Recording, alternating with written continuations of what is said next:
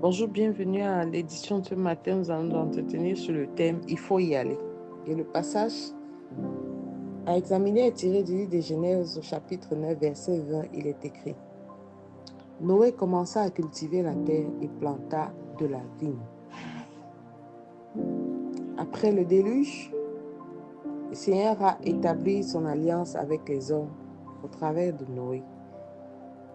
Et malgré tout ce que le Seigneur lui avait montré, après qu'il soit resté dans l'arche si longtemps, lui et tous les membres de sa famille, Dieu lui a fait la promesse qu'il serait une source de bénédiction et qu'il serait béni. Et il a commencé quelque chose.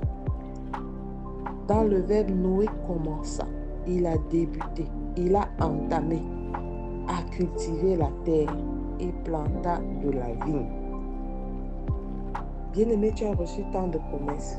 Le Seigneur t'a visité toi-même et il t'a dit à toi personnellement ce qu'il attend de toi et ce qu'il veut faire avec toi. Mais chaque jour, tu renvoies, tu procrastines, tu te dis c'est pas possible, tu n'as pas suffisamment de moyens, tu n'as pas suffisamment de temps, tu n'as pas suffisamment de qualifications. Il y a toujours quelque chose qui justifie le retard dans le lancement de l'activité. Mais si tu prends autant d'arguments, c'est parce que toi-même, tu n'as pas une haute estime de ta personne. Aucune grande tour ne s'est bâtie en un jour. Aucune grande œuvre n'a été bâtie en un jour.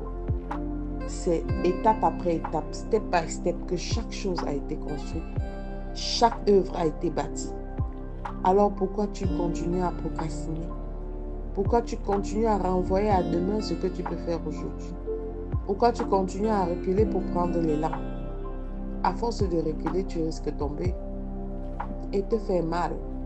Parce qu'à reculer sans regarder derrière, tu risques de trouver encore des obstacles que tu refuses d'affronter devant en regardant dans le passé, en regardant dans les forces que tu n'avais pas eues, en regardant dans les qualifications que tu n'avais pas, en regardant dans l'argent dont tu n'avais pas à ta disposition. Bien-aimé, il faut se lancer.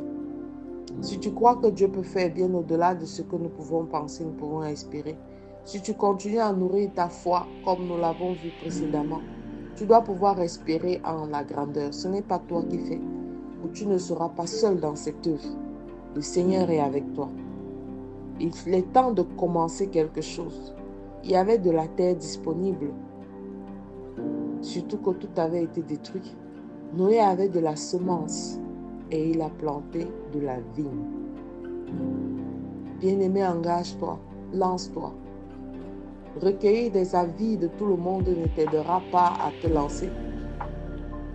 Les avis de certains viendront même juste te permettre de davantage te reposer, t'endormir et ne pas pouvoir te projeter. Nous sommes en début de semaine et tu dois te dire, je me mets à pied d'œuvre dès le début de cette semaine pour réaliser cette vision. Je n'ai peut-être pas tous les moyens à ma disposition, mais le Dieu grand aux côtés de qui je marche pourvoira à tous mes besoins. Une chose est de s'y prendre tard. Une autre chose, c'est de ne jamais s'y prendre. Dieu nous connaît mieux que quiconque. Et il est dit dans sa parole qu'il bénit nos entreprises. Alors si tu n'entreprends rien, qu'attends-tu?